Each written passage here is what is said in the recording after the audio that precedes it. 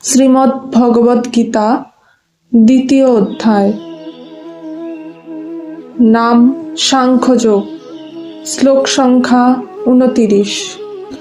আশ্চর্যবৎ পশ্যতি কশ্চিদেনম আশ্চর্যবৎ বদতি তথৈব চান্যঃ আশ্চর্যবৎ চ এনমন্যঃ শৃণোতি শ্রুত্বাপি এনম বেদ ন চৈব কশ্চিৎ।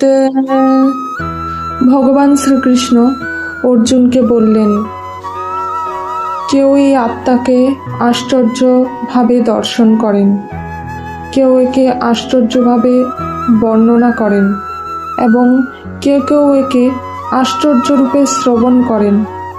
আবার কেউ কেউ শ্রবণ করেও এই আত্মাকে একেবারেই বুঝতে পারেন না। এই শ্লোকে ভগবান শ্রীকৃষ্ণ আত্মার রহস্যময়তার কথা বলেছেন।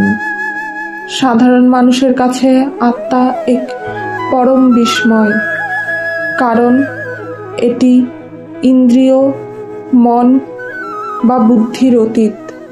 অনেকে পরমাত্মতত্ত্ব সম্পর্কে অনেক পড়ে বা শুনেও এর প্রকৃত স্বরূপ উপলব্ধি করতে পারেন না। রাধে রাধে। ওম নমো ভগবতে বাসুদেবায়।